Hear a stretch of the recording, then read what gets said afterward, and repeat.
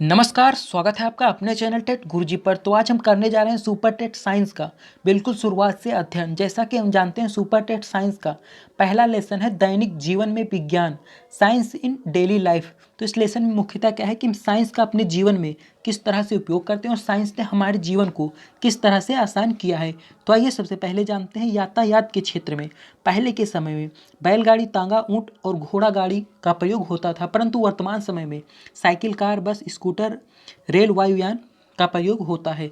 इसी तरह मनोरंजन के लिए पहले नाटक, नौटंकी, बिरहा और कठपुतली नृत्य होता था, परंतु साइंस की वजह से वर्तमान समय में radio, transistor, television, video game आदि मनोरंजन के साधन हैं। इसी तरह संचार के लिए संदेशवाहक और डाक द्वारा होता था तथा वर्तमान समय में संचार का माध्यम telephone, mobile, fax, email, internet आदि हैं। आइए जानते हैं कुछ भारतीय वैज्ञानिकों का महत्वपूर्ण योगदान।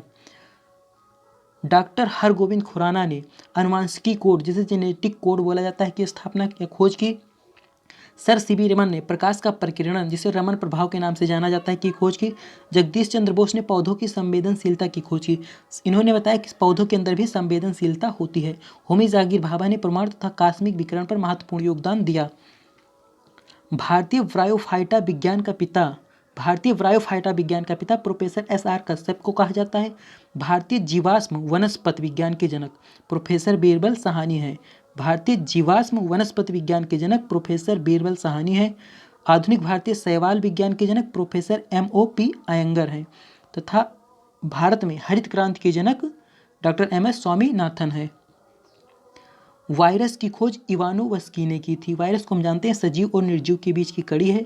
वायरस की खोज किसने की थी? इवानोवस्की ने तंबाकू की पत्ती की मोजेक रोग का अध्ययन करते हुए की थी। बैक्टीरिया की खोज एंटोनी वान ल्यूवेनहॉक ने की। हाइजे के टीके की खोज रॉबर्ट कोच ने की। पोलियो के टीके की खोज जोन्स सॉल्क ने की। रेबीज की टीके की खोज लुइस पास्चर ने की। मलेरिया परजीवी की खोज रोनाल्ड रॉस ने की। चेचक के टीके की खोज एडवर्ड जेनर ने की। कैरोलस लिनियस ने द्विनाम पद्धति बनाई, जिसके अनुसार प्रत्येक जीवधारी के दो नाम होंगे, पहला उसके वंश को और दूसरा उसके जाति को सूचित करता है। लेमार्क ने उपवर्जित लक्षणों की वंशागत का सिद्धांत दिया। डार्विन ने प्राकृतिक वर्ण तथा योग्यतम की उत्तरजीवता का सिद्धांत दिया। कृषि क्रांतियों के बारे में बात करें तो हरित क्रांति का संबंध किससे? खाद्यान्न उत्पादन से है। तो हमको याद कैसे करते हैं? सबसे पहले यहाँ पे देखते हैं, यहाँ पे गया है हरित, हरा है तो हरा का संबंध किससे? खाद्यान्न से है। लाल क्रांति, तो लाल है तो लाल का संबंध किससे? टमाटर और मांस उत्पादन से। इसी तरह पीली क्रांति का संबंध, तो सरसों के फूल क्या होते हैं? पीले होते हैं और सरसों क्या है? एक तिलहन है। तो पीली क्रांति का संबंध किससे? तिलहन से है। नीली क्रांति का संबंध किससे है? मत्स्य उत्पादन से। मछली कहाँ रहती है? जल में रहती है और जल कैसा होता है? नीला होता है। श्वेत क्रांति का संबंध किससे? दुग्ध उत्पादन से। श्वेत का मतलब क्या होता है? सफेद, और दुग्ध कैसा होता है? सफेद। इसी तरह भूरी क्रांति का संबंध उर्वरक से है। कंपोस्ट उर्वरक जो होता है भूरा होता है।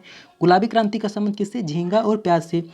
झींगा जो होता है गुलाबी होता है तथा प्याज जो है ये भी एक प्रकार की गुलाबी होती है। प्याज दो प्रकार की, एक प्रकार की प्याज जो है गुलाबी होती है। विभिन्न प्रकार की कृषि विधियों की बात करें तो फ्लोरिकल्चर का संबंध फूल उत्पादन से, पिसिकल्चर का संबंध मछली पालन से। तो फ्लोरिकल्चर यहाँ पे क्या रहा है? फ्लावर, तो फ्लावर कल्चर फूल उत्पादन हो जाएगा। पिसिकल्चर तो यहाँ क्या हो रहा है? फिशी, तो फिशिकल्चर में क्या होता है? मछली पालन किया जाता है। विटीकल्चर में अंगूरों का उत्पादन। एपीकल्चर में क्या? मधुमक्खी पालन। हॉर्टिकल्चर में बागवानी फसल।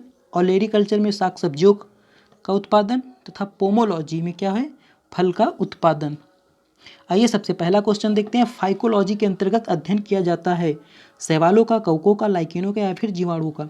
तो फाइकोलॉजी के अंतर्गत हम शैवालों का अध्ययन करते हैं तथा माइकोलॉजी के अंतर्गत कवकों का अध्ययन करते हैं। निम्नलिखित में कौन सा वनस्पति विज्ञान का पिता कहलाता है? वनस्पति विज्ञान के पिता थियोफ्रेस्टस को कहा जाता है। राइट आंसर हो जाएगा ऑप्शन सी। बढ़ते हैं अगले क्वेश्चन की ओर। किस वैज्ञानिक को भारतीय जीवाश्म वनस्पति विज्ञान का पिता जनक कहा जाता है? तो यहाँ पे राइट आंसर हो जाएगा ऑप्शन ए, प्रोफेसर बीरबल साहनी को भारतीय जीवाश्म वनस्पति विज्ञान का जनक कहा जाता है। अगला क्वेश्चन देखते हैं। भारत में हरित क्रांति के जनक तथा जिन्हें भारत सरकार द्वारा पद्म विभूषण से सम्मानित किया गया, डॉक्टर R.P. राय, सर J.C. बोस, इनमें से कोई नहीं, डॉक्टर M.S. स्वामीनाथन। तो इसका राइट आंसर हो जाएगा option C, doctor M.S. Swaminathan. बढ़ते हैं अगले क्वेश्चन की ओर। सबसे मीठी शर्करा है ग्लूकोज, सुक्रोज, रेफिनोज या फिर फ्रक्टोज? तो यहाँ पे राइट आंसर हो जाएगा ऑप्शन डी, फ्रक्टोज जो है सबसे मीठी शर्करा, इसे फलों की शर्करा कहा जाता है। अगला क्वेश्चन देखते हैं। रेशम पालन कहलाता है एपीकल्चर, पिसीकल्चर, सेरीकल्चर या फिर एग्रीकल्चर? तो रेशम पालन का राइट आंसर हो जाएगा ऑप्शन सी, सेरीकल्चर। सेरीकल्चर के अंतर्गत रेशम पालन किया जाता है। अगला क्वेश्चन देखते हैं। चींटियों के अध्ययन को कहते हैं मार्मिकोलॉजी, हर्पेटोलॉजी, निमेटोलॉजी या फिर न्यूडोलॉजी? तो यहाँ पे राइट आंसर हो जाएगा ऑप्शन ए, चींटियों के अध्ययन को मार्मिकोलॉजी कहते हैं। हर्पेटोलॉजी के अंतर्गत उभयचर सरीसृपों रेप्टाइल्स का अध्ययन करते हैं। निमेटोलॉजी के अंतर्गत निमेटोड का अध्ययन करते हैं। न्यूडोलॉजी के अंतर्गत पक्षियों के घोंसलों का अध्ययन करते हैं। अगला क्वेश्चन देखते हैं। एलईडी का आविष्कार किसने किया? तो यहाँ पे राइट आंसर हो जाएगा ऑप्शन ए, निक होलोनिक। निक होलोनिक ने एलईडी का आविष्कार किया। अगला क्वेश्चन देखते हैं। रेशा जो अग्नि से प्रभावित नहीं होता, वह अम्ल का असर नहीं होता, वह प्लायबल है, वह है सीसा, सोना, एस्बेस्टस या फिर डेक्रोन? तो वह रेशा जो अग्नि से प्रभावित नहीं होता, उस पर अम्ल का असर भी नहीं होता। तो यहाँ पे राइट आंसर हो जाएगा ऑप्शन सी, एस्बेस्टस। बढ़ते हैं अगले क्वेश्चन की ओर। 5 जगत प्रणाली में वर्गीकरण का मुख्य आधार था। हम जानते हैं R.H. व्हिटकर ने जंतुओं को 5 प्रणाली में बांटा था, उसका आधार क्या था? पोषण था। राइट आंसर हो जाएगा ऑप्शन ए। बढ़ते हैं अगले क्वेश्चन की ओर। एक व्यक्ति स्थिर जल में नाव में खड़ा है, यदि वह किनारे की ओर चले तो नाव किनारे की ओर बढ़ेगी, किनारे से दूर बढ़ेगी, स्थिर रहेगी या फिर डूब जाएगी? तो यहाँ पे राइट आंसर हो जाएगा ऑप्शन बी, किनारे से दूर बढ़ेगी। बढ़ते हैं अगले क्वेश्चन की ओर। किस ताप पर पानी का घनत्व अधिकतम होता है? तो यहाँ पे राइट आंसर हो जाएगा ऑप्शन ए, 4 डिग्री सेल्सियस पर। बढ़ते हैं अगले क्वेश्चन की ओर। एलपीजी का मिश्रण है, लिक्विड पेट्रोलियम गैस का मिश्रण है, इसका राइट आंसर हो जाएगा ऑप्शन बी, ब्यूटेन तथा प्रोपेन है। ये एक गंधहीन गैस होती है। एलपीजी का रिसाव का पता लगाने के लिए एथाइल मॉर्केप्टेन मिलाया जाता है। बढ़ते हैं अगले क्वेश्चन की ओर। सिरका क्या है? तनु acetic acid, glacial acetic acid, glacial formic acid या फिर तनु फॉर्मिक एसिड? तो सिरका क्या है? इसका राइट आंसर हो जाएगा ऑप्शन ए, तनु एसिटिक एसिड है। बढ़ते हैं अगले क्वेश्चन की ओर। निम्नलिखित में कौन सी फसल मिट्टी को नाइट्रोजन युक्त बनाती है? तो यहाँ पे राइट आंसर हो जाएगा ऑप्शन बी, चना। बढ़ते हैं अगले क्वेश्चन की ओर। निम्नलिखित में किसका प्रयोग सौर सेल बनाने में नहीं किया जा सकता? सौर सेल बनाने में नहीं होता। सिलिकॉन, प्लेटिनम, गैलियम या फिर जर्मेनियम? तो यहाँ पे राइट आंसर हो जाएगा ऑप्शन बी, प्लेटिनम का उपयोग नहीं किया जाता, क्योंकि यह क्या है? एक अक्रियाशील धातु है। बढ़ते हैं अगले क्वेश्चन की ओर। विद्युत यंत्रों में बेकेलाइट का प्रयोग किया जाता है, क्योंकि यह, तो इसका राइट आंसर हो जाएगा ऑप्शन सी, यह विद्युत का कुचालक होता है। बेकेलाइट क्या है? एक थर्मोप्लास्टिक होता है। इसका उपयोग जो है विद्युत कुचालक विद्युत यंत्रों में किया जाता है। बढ़ते हैं अगले क्वेश्चन की ओर। जल की अस्थायी कठोरता को कौन सा यौगिक उत्तरदायी है? जल की अस्थायी कठोरता के लिए कौन सा यौगिक उत्तरदायी है? तो यहाँ पे राइट आंसर हो जाएगा ऑप्शन ए, MgHCO3, जिसे बोला जाता है मैग्नीशियम बाइकार्बोनेट्स। बढ़ते हैं अगले क्वेश्चन की ओर। जल तथा खनिज लवणों का संवहन करता है जाइलम, कैम्बियम, फ्लोएम या फिर कोई नहीं? तो जल से क्या होता है? जाइलम। तो यहाँ पे राइट आंसर हो जाएगा ऑप्शन बी, भोज्य पदार्थों का संवहन करता है। यहाँ पे राइट आंसर हो जाएगा ऑप्शन बी, फ्लोएम। बढ़ते हैं अगले क्वेश्चन की ओर। गति का प्रसिद्ध नियम दिया था डाल्टन, न्यूटन, गैलीलियो या फिर थॉमसन? तो गति का प्रसिद्ध नियम दिया था न्यूटन ने। राइट आंसर हो जाएगा ऑप्शन बी। बढ़ते हैं अगले क्वेश्चन की ओर। किसी स्थान की आर्द्रता जानने के लिए निम्न में से किसका उपयोग किया जाता है? आर्द्रता के लिए किसका उपयोग किया जाता है? हाइग्रोमीटर का।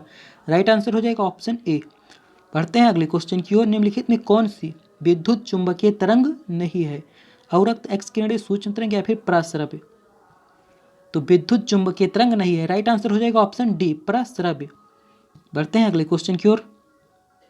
जंग लगना एक प्रक्रिया है, अपचयन, ऑक्सीकरण, अपोपचय या फिर विस्थापन? तो यहाँ पे राइट आंसर हो जाएगा ऑप्शन बी, ऑक्सीकरण अभिक्रिया। बढ़ते हैं अगले क्वेश्चन की ओर। निष्क्रिय विलयन का पीएच मान होता है 7645। तो यहाँ पे राइट आंसर हो जाएगा ऑप्शन ए, 7। निष्क्रिय मतलब क्या? उदासीन। अगला क्वेश्चन देखते हैं। ओरिजिन ऑफ लाइफ पुस्तक लिखी है, तो यहाँ पे राइट आंसर हो जाएगा ऑप्शन बी, ओपेरिन ने। ओरिजिन ऑफ लाइफ किसने लिखी है? ओपेरिन ने लिखी है। बढ़ते हैं अगले क्वेश्चन की ओर। उभयचरों का हृदय होता है त्रिकोष्ठीय, चतुर्कोष्ठीय, द्विकोष्ठीय या फिर एक कोष्ठीय? तो यहाँ पे राइट आंसर हो जाएगा ऑप्शन ए, त्रिकोष्ठीय, 3 चैम्बर्ड होता है, जैसे कि मेढक।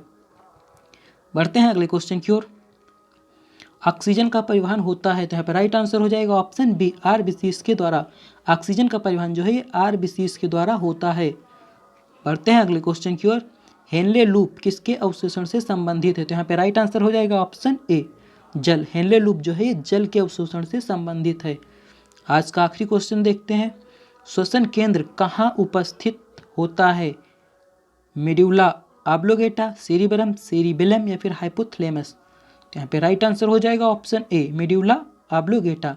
थैंक्स फॉर वॉचिंग, मिलते हैं अगले वीडियो में।